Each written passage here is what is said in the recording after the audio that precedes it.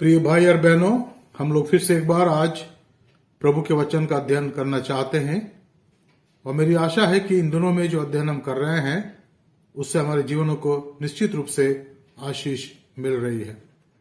Dear friends, this evening I welcome you all for at this time of Bible study, and I hope that you all are blessed as you participate in this Bible study. This is something that we will remember for a long time in our life, that we are doing some systematic study of the various books of New and Old Testament. Thus far we have not started any book of Old Testament. We have done some of the books in New Testament, but definitely some time will come we'll start some of the books of Old Testament also to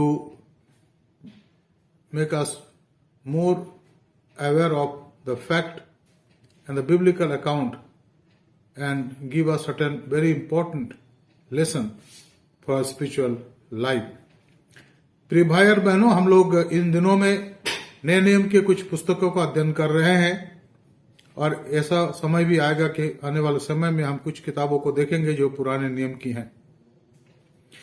इसलिए मैं चाहूंगा कि आप इन Bible studies को नियमित रूप से इसको बहुत ही गंभीरता से लें, इसको सुने और इस पर ध्यान दें। कुछ थोड़े से पद भी मैं बताता हूं क्रॉस रेफरेंस के लिए, जिनको आप पढ़ सकते हैं अपने खाली समय में और इनको समझ सकते हैं। आइए आज के आराधना को हम आरंभ करें और प्रार्थना करें। Let us as we start today's Bible study, let us pray. धन्यवाद, स्तुति और महिमा के योग्य पिता परमेश्वर, स्वर्ग और पृथ्वी के स्वामी, हम आपकी स्तुति करते हैं, आपकी बड़ाई करते हैं, आपके नाम को महिमा देते हैं क्योंकि आप इसके योग्य हैं। हम धन्यवाद देते हैं प्रभु कि आपने अपना वचन हमें दिया है जो हमारे जीवन के अंदर पाया जाता है, जो हमारे जीवन के अंदर हाँ और आमीन के साथ पाए जाते हैं। हम आपकी स्तुति करते हैं। Heavenly Father, we want to thank you and praise you for the word that you have given to us in our hands, so that we may meditate, read, and remeditate upon it, so that our souls are blessed and we may continue to grow in you. As we start today's Bible study, we pray, O God, that would help us to understand, to comprehend your holy word. Help me also and help all those who are listening and participating in this systematic Bible study. प्रभु चाहते हैं कि जितने लोग आज हमारे साथ इस Bible अध्ययन में शामिल हैं, प्रभु आप उन्हें आशीष दें और आज के वचन के द्वारा आप हमसे बातचीत करें। हमारे उद्धारकर्ता प्रभु यीशु मसीह के पवित्र नाम से मांगते हैं, आमीन। प्रिय भाई और बहनों, हमारे अध्ययन का जो विषय है वो इन दिनों में है इब्रानी की पुस्तक, उसका 11 अध्याय। और हमने अभी 11 अध्याय के कुछ पदों को देखा था, खास करके पहले 3 पदों को पिछले अध्ययन में। और मैंने आपको बहुत सारी बातें बताए थे कि हमारी जो आशा है उसके अनुसार हम परमेश्वर के वचन को और गहराई से पढ़ना चाहते हैं, क्योंकि हमारा विश्वास क्या? विश्वास आशा की वस्तुओं का निश्चय है और अंध की वस्तुओं का प्रमाण है। We were thinking in our last study about our faith. What is our faith? Faith is the assurance of things hoped for, the conviction of things not seen. And I think you remember those words that I spoke to you during last Bible study, and how we trust God in our day-to-day life and grow in the Lord and His scripture every day. आज हम आगे देखेंगे 2 व्यक्ति के बारे में। Today will see about 2 people whose names are mentioned here and they are supposed to be the heroes of faith. उनको विश्वास के योद्धा कहा गया मित्रों, और ये हमारे लिए बहुत ही बड़ी महत्वपूर्ण बात है कि प्रभु का वचन हमें विश्वास के योद्धा के रूप में आगे बढ़ाता है, कि हम उसके वचन को और सुने, ध्यान दें और उसमें बढ़ते चले जाएं। यहां लिखा है, by faith Abel offered to God a more acceptable sacrifice than Cain, through which he was commanded as righteous, God commanding him by accepting his gift, and through his faith, though he died, he still speaks. अब यहां पर जो महत्वपूर्ण बात है वो ये है कि विश्वासी से हाबिल ने कैन से उत्तम बलिदान परमेश्वर के लिए चढ़ाया और उसी के द्वारा उसके धर्मी होने की गवाही भी दी गई, क्योंकि परमेश्वर के ने उसकी भेंटों के विषय में गवाही दी और उसी के द्वारा वो मरने पर भी अब तक बातें करता है। और इसलिए हमें इन चीजों को बहुत ही ध्यान से देखना समझने की आवश्यकता है। मित्रों, परमेश्वर के पास जब हम आते हैं तो दिल की गहराई से आने की आवश्यकता है। Dear friend, when you come before God, we need to come with whole heartedly, not half heartedly or quartered heartedly. Many a time in this world, when we talk about God's word, when we talk about God speaking to us, our heart is divided. Some of the portion of our heart's desire is to do something else in this world, accumulating some more property or some more things in this world, which is definitely temporal. And we many a time do that. बहुत से बार हम ऐसा करते हैं। लेकिन जब हम परमेश्वर के पास आते हैं, जब परमेश्वर की महिमा करना चाहते हैं, तो परमेश्वर हमें अपने अनुग्रह के अनुसार बढ़ाता है। And we are so blessed by God's grace in our life. हम परमेश्वर के अनुग्रह के कारण अपने जीवन में आशीष को महसूस करते हैं, आशीष को पाते हैं। असली यहां पर जो पहला नाम है वह है हाबिल का। अब हाबिल कौन था? आदम हवा का दूसरा संतान। Abel was the second child of Adam and ewe. और उसका वर्णन हम बाइबल में पढ़ते। मैं चाहूंगा आप इन पदों को मेरे साथ देखिए मेहरबानी से, जो यहाँ उत्पत्ति की पुस्तक के अंदर पाया जाता है। मैं चाहूंगा आप मेरे साथ निकाल लें उत्पत्ति की पुस्तक, उसका 4वां अध्याय, जहां हाबिल का वर्णन आया है। उत्पत्ति की पुस्तक 4वां अध्याय, the book of Genesis chapter 4 verse 3 to 10 में लिखा है, कुछ दिनों के पश्चात कैन यहोवा के पास भूमि की उपज में से कुछ भेंट ले आया और हाबिल भी अपनी भेड़ बकरियों को कई एक पहलौठे बच्चे भेंट चढ़ाने ले आया और उनकी चर्बी चढ़ाई। तब यहोवा ने हाबिल और उसकी भेंट को ग्रहण किया, परंतु कैन और उसकी भेंट को उसने ग्रहण ना किया। तब कैन अति क्रोधित हुआ और उसके मुंह पर उदासी छा गई। तब यहोवा ने कैन से कहा, तू क्यों क्रोधित हुआ और तेरे मुंह पर उदासी क्यों छा गई? यदि तू भला करे तो क्या तेरी भेंट ग्रहण न की जाएगी? और यदि तू भला ना करे तो पाप द्वार पर छिपा रहता है और उसकी लालसा तेरी और होगी और वो तुझ पर प्रभुता करेगी या करनी है।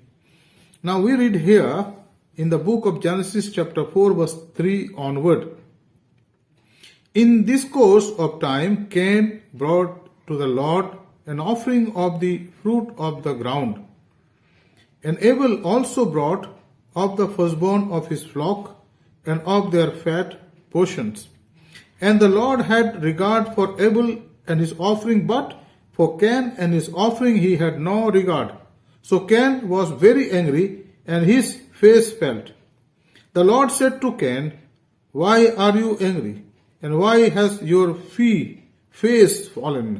If you do well, will you not be accepted? And if you do not do well, sin is crouching at the door. Its desire is for you, but you must rule over it. Now, इन दोनों हिस्सों में, अंग्रेजी भाषा या हिंदी भाषा के अंदर, हम उस वर्णन को पाते जो आदि पुस्तक यानी उत्पत्ति की पुस्तक के अंदर इसका वर्णन है। किस प्रकार से दोनों ने प्रभु को भेंट चढ़ाया। अगर आप यहाँ पर देखें शुरू में, तो यहाँ लिखा है कुछ दिनों के पश्चात, लेकिन अगर उसके पहले को पद को पढ़े लिखा है, दूसरा पद 4वें अध्याय का उत्पत्ति का लिखा है, फिर उसने उसके भाई हाबिल को भी जब जन्म दिया, यानी किसने? हवा ने। हाबिल भेड़ बकरियों का चरवाहा बन गया, परंतु कैन भूमि पर खेती करने वाला किसान बन गया। कुछ दिनों के पश्चात कैन यहोवा के पास भूमि की उपज में से कुछ भेंट ले आया और हाबिल भी अपने भेड़ बकरियों के कई एक पहलौठे बच्चे भेंट चढ़ाने ले आया और उनकी चर्बी भेंट चढ़ाई। तब यहोवा परमेश्वर ने हाबिल की और उसकी भेंट को तो ग्रहण किया, परंतु कैन और उसकी भेंट को उसने स्वीकार ना किया। अब इसका कारण क्या है? निश्चित रूप से मन में घमंड की भावना कि मैं कैन हाबिल का बड़ा भाई हूं, मैं किसानी करता हूं और मेरे किसानी का जो फल है बहुत ही महत्वपूर्ण है, बहुत ही अच्छा उत्तम है। और ये मेरा छोटा भाई तो ये भेड़ बकरी चराता है।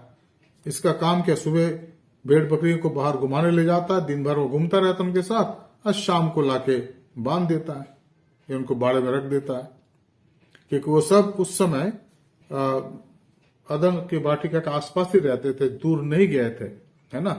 और बाइबल में इसका वर्णन ज्यादा हम नहीं पाते, लेकिन ये पाप में गिरने के बाद इन दोनों का जन्म हुआ और फिर इन दोनों के काम का वर्णन हम पाते हैं। तो यहां जो महत्वपूर्ण बात है वह है कि परमेश्वर ने कैन के भेंट को अस्वीकार नहीं किया, अस्वीकार किया। यहां लिखा है, बहुत ही अच्छे से लिखा है, विश्वासी से हाबिल ने कैन से उत्तम बलिदान परमेश्वर के लिए चढ़ाया। अब जब हम बलिदान की बात करते हैं, when we talk about these sacrifices that we offer to God,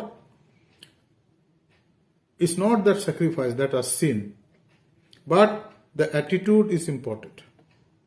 And if it was full of humility and honoring to God, God definitely likes it. But if it has some selfishness or some thing to show it off, God will definitely not. And that's what it happened here.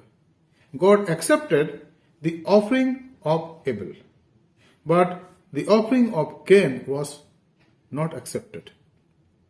Simple reason, humility and arrogancy. जब हम परमेश्वर के सामने आते हैं तो हमें दीनता नम्रता के साथ आना। When you come to God, we need to be very, very humble and polite and of contrite heart. We should have that attitude of detachment. That Lord, I have come into your house to worship you with all humility, Lord, and I want to just glorify your name because what you have made me, you have blessed me, you are in my life, in my family, and you take care of me, and that is why, Lord, I have come to worship you with spirit and truth. I have not hidden anything. Everything is open before you, and I come to you in the attitude of obedience. And Lord, whatever you want, I will do, because I want to surrender my life on your altar. And that is the true worship. And then, Lord, tell me what to do, I will do.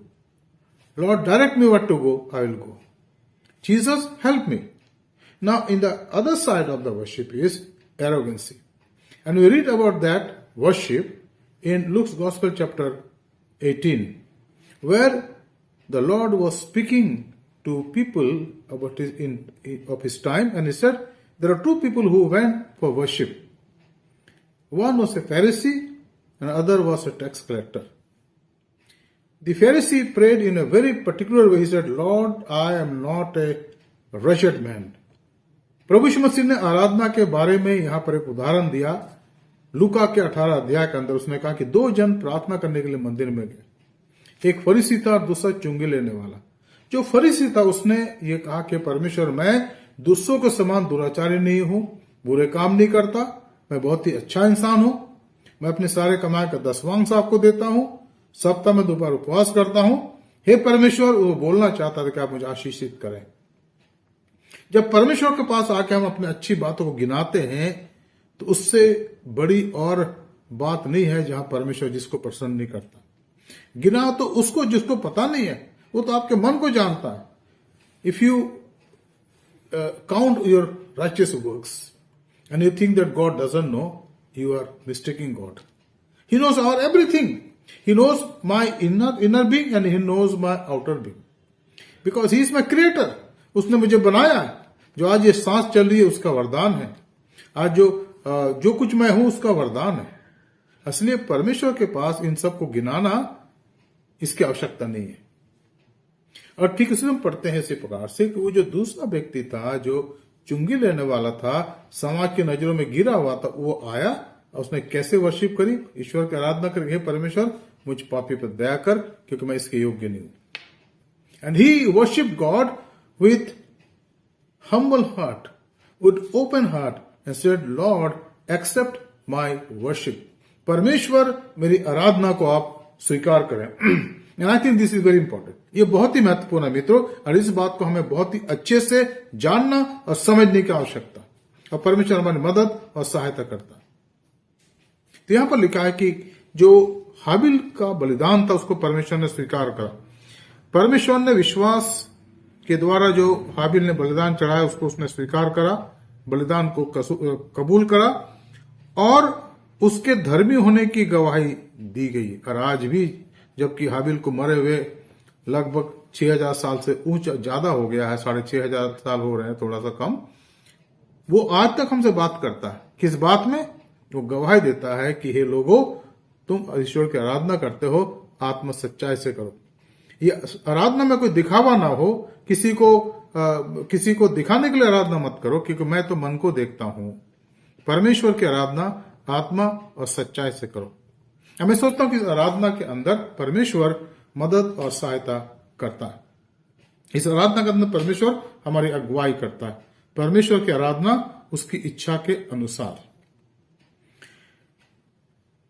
और इसलिए हमें जब आराधना की हम बात करते हैं मित्रों, तो हमें इसके लिए बहुत सावधान होना है। चाहे हमारी व्यक्तिगत आराधना हो, जिसको हम क्वाइट टाइम कहते हैं, या हम आराधनालय में आकर चर्च में आराधना करते हैं, दोनों आराधना के अंदर जो मुख्य बात है वह है हमारे हृदय की दीनता, हमारे हृदय की नम्रता, हमारा संपूर्ण समर्पण और फिर परमेश्वर की आज्ञा को मानने की इच्छा हृदय की गहराई से। और अगर हम ऐसा करते हैं तो हम धन्य लोग हैं। We are blessed people. क्या मित्रों, आप और हम ऐसी आराधना करते हैं? हम आराधनालय में आते हैं। अभी तो खैर इस पेंडेमिक की वजह से हम लोग पिछले 2 साल से आराधनालय में नहीं आ सक रहे, परेशानियां हैं, कठिनाइयां हैं, पर क्या सचमुच में परमेश्वर की आराधना हम उसकी इच्छा में कर रहे हैं? परमेश्वर पर हम पर अनुग्रह करे, हम पर दया करे, हम पर कृपा करे, ताकि हम उसकी आराधना आत्मा सच्चाई से करने वाले बन सकें। इसलिए हमें अपने आप को तैयार करने की आवश्यकता है, परमेश्वर के सामने आने की आवश्यकता है। अब दूसरी बात को देखिए, यहां पर दूसरी बात यहां हमारे सामने लिखा हुआ है, विश्वास ही से हनोक ऊपर उठा लिया गया कि मृत्यु को ना देखे और उसका पता नहीं मिला, क्योंकि परमेश्वर ने उसको उठा लिया था और उसके उठाए जाने से पहले उसकी गवाही दी गई कि उसने परमेश्वर को प्रसन्न किया है। Now we read the second important character here is of a person whose name was Enoch. We read about, by faith Enoch was taken up so that he should not see death, and he was not found because God had taken him. Now therefore before he was taken, he was commanded as having pleased God. And without faith it is impossible to please him, for whosoever would draw near to God must believe that he exists and that he rewards those who seek him. अब यहां पर जो इस बात को हम पढ़ते हैं, लिखा है बिना विश्वास बिना परमेश्वर को प्रसन्न करना अनहोना है, क्योंकि परमेश्वर के पास आने वालों को विश्वास करना चाहिए कि वह है और अपने खोजने वालों को प्रतिफल देता है। Now the second thing about the life of A hero is Enoch, and we read about him in again Genesis chapter 5 verses 20 to 24, 21 to 24। हम पढ़ते हैं यहां पर हनोक के बारे में। उत्पत्ति की पुस्तक का 5वां अध्याय उसके 21 पद से लिखा है, 21 पद और उससे आगे लिखा है, जब हनोक 65 वर्ष का हुआ तब उससे मतुशेला का जन्म हुआ। मतुशेला के जन्म के पश्चात हनोक 300 वर्ष तक परमेश्वर के साथ साथ चलता रहा और उसके और भी बेटे बेटियां उत्पन्न हुई। इस प्रकार हनोक की कुल आयु 365 वर्ष की हुई और हनोक परमेश्वर के साथ साथ चलता था। फिर वो लोप हो गया क्योंकि परमेश्वर ने उसे उठा लिया। Now read about Enoch. When Enoch had lived for 65 years, he fathered Methuselah. Enoch walked with God after he fathered Methuselah 300 years and had other sons and daughters.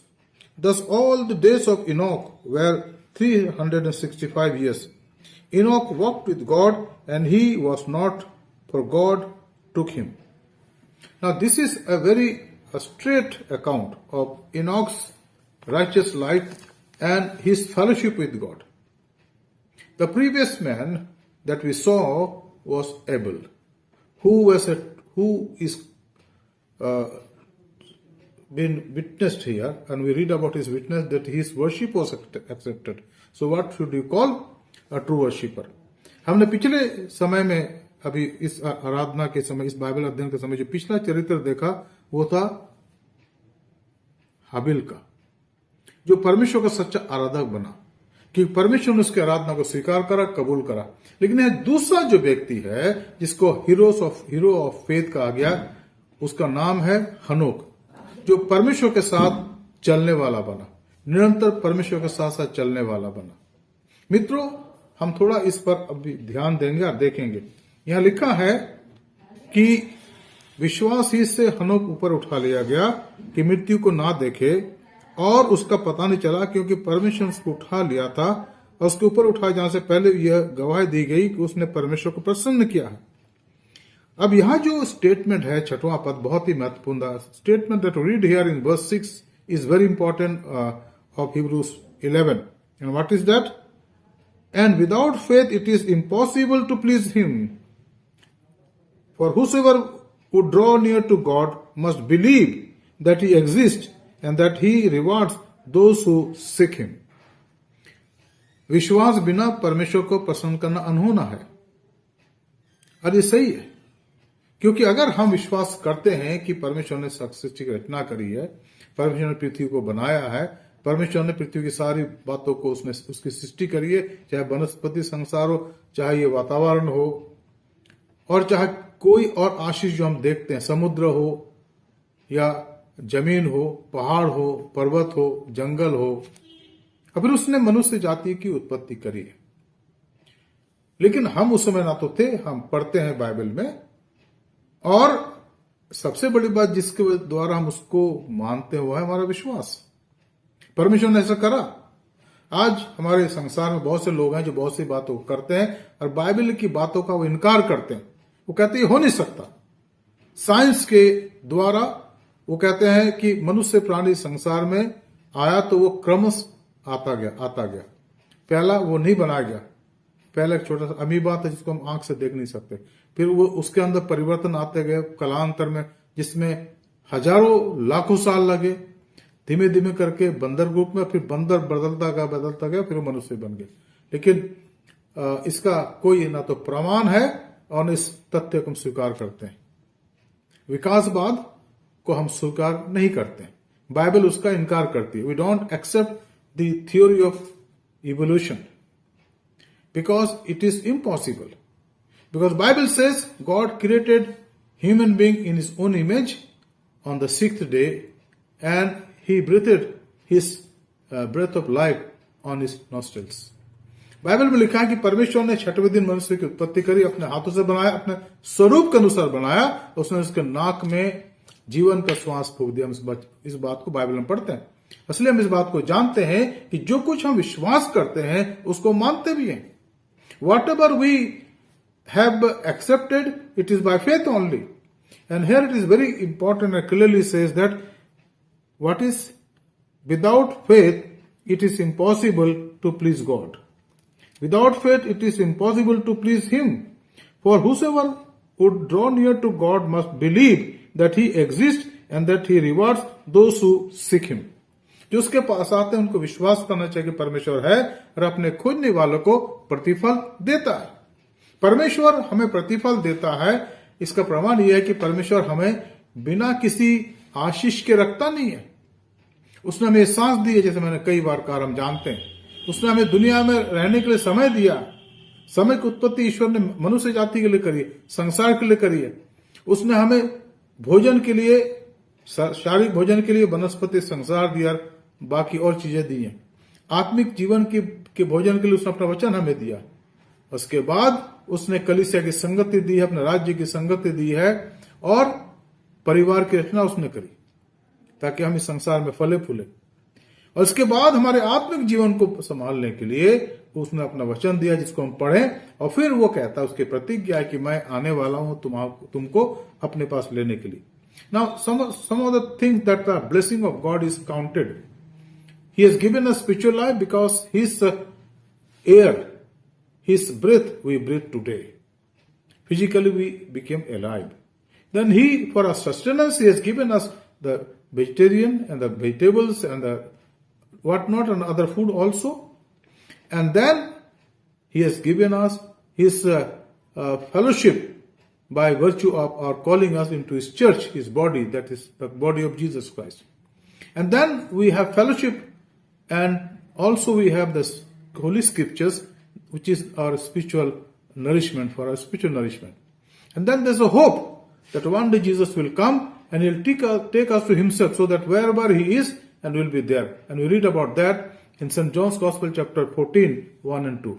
And Jesus said to his disciples, यीशु मसीह ने अपने चेलों से कहा कि तुम्हारा मन व्याकुल ना हो, तुम परमेश्वर पर विश्वास रखते हो, मुझ पर विश्वास रखो, क्योंकि मेरे पिता के घर में बहुत से रहने के स्थान है, अगर ना होते तो मैं तुमसे कह देता, क्योंकि मैं जाता हूं कि तुम्हारे जगह तैयार करूं, और जब जगह तैयार हो जाएगा तो मैं आऊंगा, और वो अब आने वाला है, तुम्हें अपने पास ले जाऊंगा, ताकि जहां मैं हूं वहां तुम भी रहो।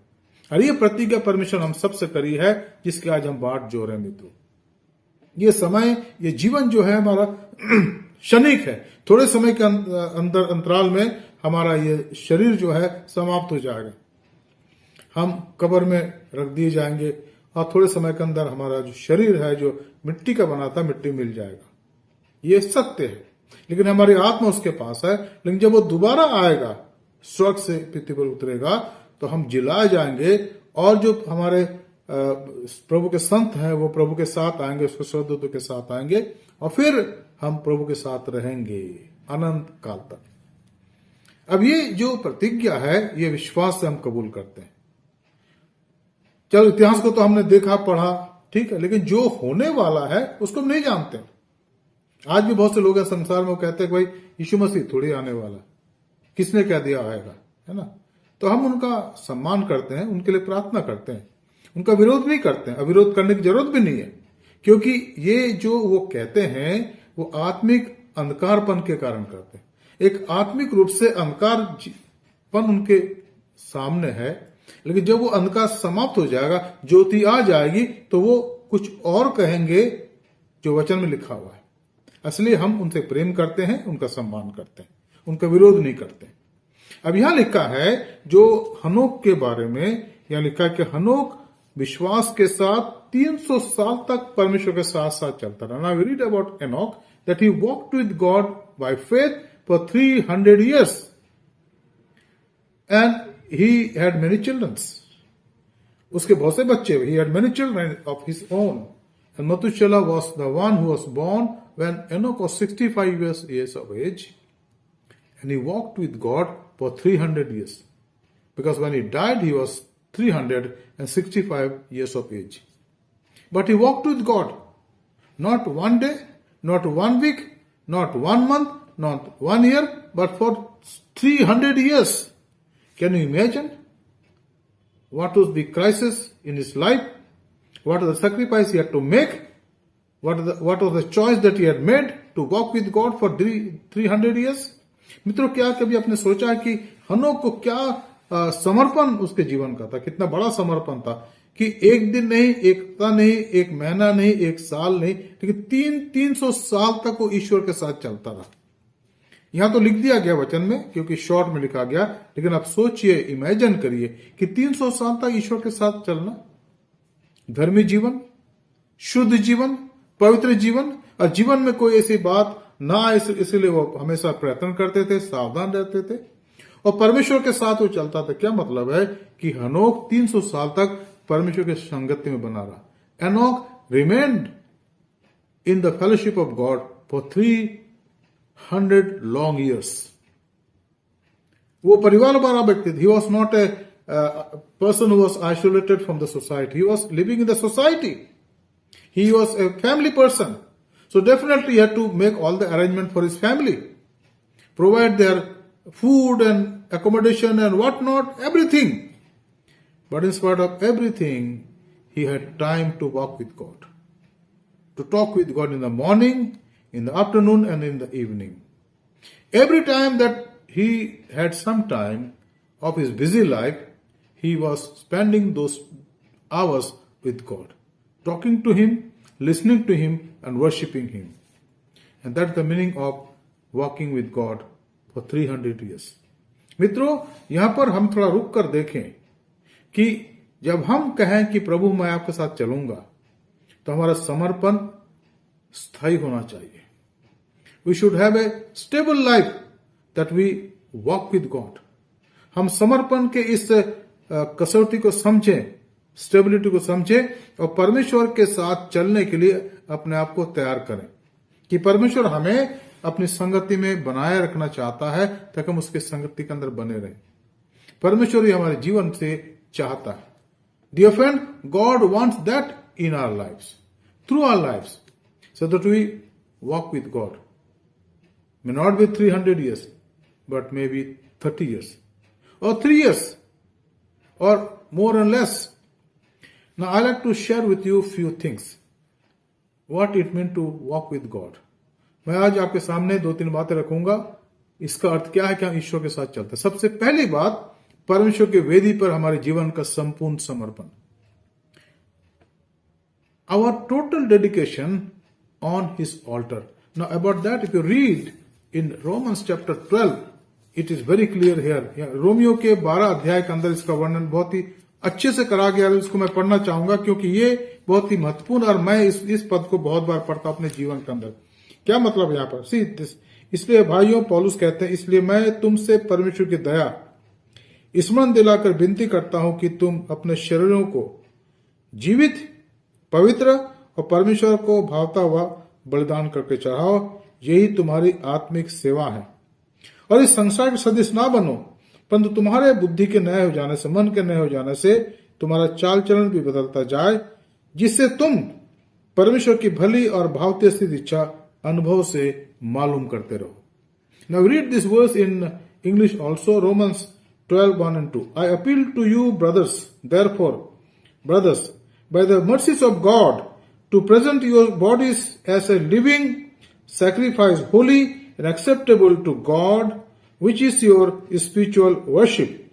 Do not be conformed to this world, but be transformed by the renewal of your mind, that by testing you may discern what is the will of God, what is good and acceptable and perfect. अब इन 3 बातों को देखिए. परमेश्वर हमारे जीवन का बलिदान कैसे चाहता कि हम अपने जीवन को उसकी वेदी में जीवित, पवित्र और परमेश्वर को भावता हुआ या पसंद करने वाला बलिदान करके चढ़ाए. हम जीवित हैं तो जीवित बलिदान, मुर्दापन नहीं उसमें. और सबसे बड़ी बात, प्रभु यीशु मसीह ने हमें जीवित किया है अपने लहू के द्वारा, नए जन्म के द्वारा, उसको हम जानते हैं. फिर यह लिखा है जीवित और पवित्र. हमारे मन के अंदर पवित्र होने की इच्छा हमेशा होनी चाहिए. अगर मन के अंदर कोई त्रुटि है, कोई पाप है, कोई बुराई है, तो परमेश्वर चाहता है कि मुझसे अपने आप को अलग कर दें. पवित्र. और इसके बाद लिखा है परमेश्वर को भावता हुआ, जो परमेश्वर को प्रसन्न हो. कैसे प्रसन्न है? जब हमारा विवेक हमें कचोटता नहीं है, हमें दोषी नहीं ठहराता है, हम प्रभु के सामने निर्दोष ठहराए जाते हैं लहू के द्वारा. अभी संसार में कोई निष्पाप तो नहीं है ना. प्रभु यीशु मसीह को छोड़कर कोई निष्पाप नहीं है. सारे पापी हैं, लेकिन विश्वासी का अर्थ है क्षमा प्राप्त किया हुआ पापी. Who is a believer? A forgiven sinner. And then if he has forgiven me, then I have the authority to go to him in my prayer, kneeling down, said, Lord, make me holy. Make me holy. And I think this was one of the very important teaching of Reverend John Wesley, the founder of Methodism. मित्रों, जब हम पवित्र बनने की इच्छा रखते हैं तो परमेश्वर हमें पवित्र करता भी है. और ये लिखा है कि हमारा जो बलिदान है परमेश्वर के सामने जीवित, पवित्र और परमेश्वर को भावता हुआ. जब हम ये करते हैं, when we do this, then only we know what His perfect will, His perfect will in our life. What is good, what is acceptable and perfect. His will for us, what is good, what is acceptable and what is perfect. So that we grow in Him and we are being made perfect day by day. हम तुरंत विश्वास में आकर के सिद्ध नहीं हो जाते. यहाँ जो सिद्धता का मतलब है पवित्रता का अर्थ है. The meaning of perfection is here in this word is our holiness. Holiness unto the Lord. तो परमेश्वर के सामने जब हम आराधना के लिए आते हैं और अपने आप को सौंपते हैं तो परमेश्वर की इच्छा को हम जानने लगते हैं। कौन सी इच्छा को? यहां पर लिखा है बहुत ही स्पष्ट रूप से, परमेश्वर के भली और भावती और सिद्ध इच्छा को हम अनुभव से मालूम करने लगते हैं। तो पहली बात जो मैं बता रहा था, परमेश्वर के साथ चलने का अर्थ है उसके सामने हमारे हृदय का संपूर्ण समर्पण। दूसरी बात है हमारे द्वारा उसकी आज्ञा का पालन करना, उसकी इच्छा को मानना। परमेश्वर चाहता है उसकी आज्ञा को माने। शाऊल उस समय राजा था और परमेश्वर को भेंट चढ़ाना था नबी शमूएल को, लेकिन नबी शमूएल थोड़ा देर से पहुंचा, ताकि कोई काम हो गया था, वो देर से पहुंचा। और जब वो पहुंचा तो उसने इस बात को पाया कि राजा शाऊल ने भेंट चढ़ा दिया और इसके वजह से वो थोड़ा नाराज हो गया, वो चिंतित हो गया कि, और उसने कहा कि शाऊल तूने क्या करा? क्या तू नहीं जानता कि परमेश्वर के सामने इस भेंट से ज्यादा क्या उत्तम है? आज्ञा पालन करना। शाऊल तुझे मेरे लिए रुकना चाहिए था, ताकि जब मैं आता तो मैं भेंट चढ़ाता तेरे लिए और संपूर्ण इस्राएल जाति के लिए।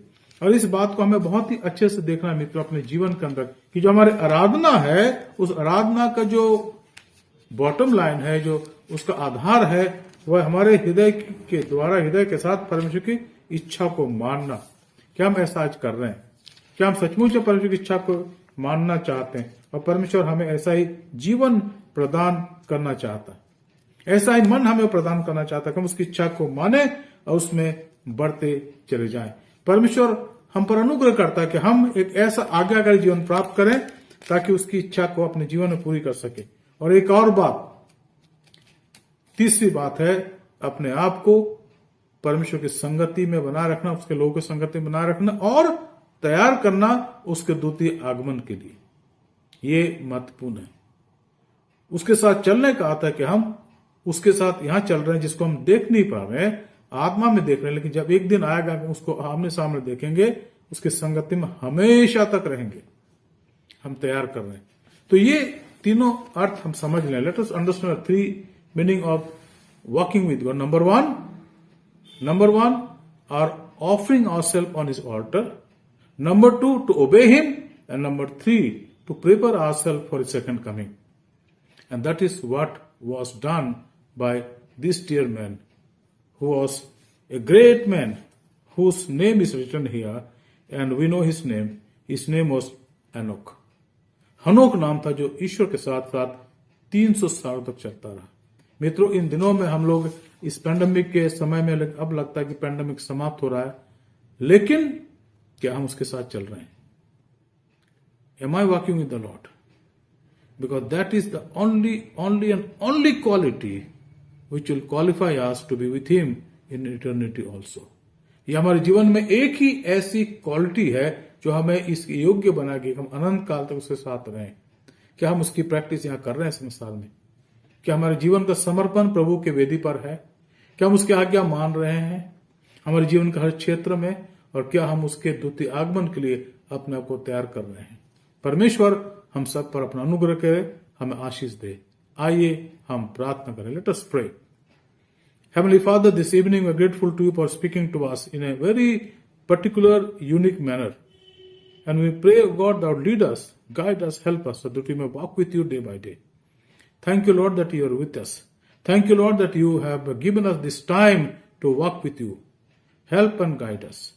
Lead us, help and guide us, so that we may be in your fellowship. Thank you, Lord, for Abel who worshipped you, Lord, and you accepted his worship. And Abel and Enoch who walked with you, Lord, for 300 years. हम धन्यवाद देते प्रभु इन दोनों संतों के लिए। एक ऐसा संत जिसने आपकी आराधना करी और आपने उसकी आराधना को स्वीकार करा। हम धन्यवाद देते प्रभु हाबिल के जीवन के लिए।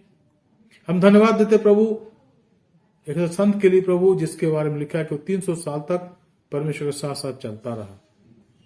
हनोक, हम ऐसा जीवन दे प्रभु कि हम भी इस संसार में आपके साथ चलने वाले बन सकें। हमें शुद्ध करें, आपके योग्य बनाएं और हमारे जीवन की आराधना को स्वीकार करें। इस बाइबल अध्ययन के लिए आपका धन्यवाद करते हैं। हमारे धन्यवाद को स्वीकार करें। उद्धारकर्ता प्रभु यीशु मसीह के पवित्र नाम से मांगते हैं, आमीन। Now may the grace of our Lord Jesus Christ, love of the Father, and sweet communion of the Holy Spirit rest and abide with all of us, now and forevermore. Amen. Jesus is Lord, यीशु प्रभु है। प्रभु आपको आशीष दे, आपकी सहायता करे। सबको जय मसीह की शुभ रात्रि। Good night and may God bless you. Thank you.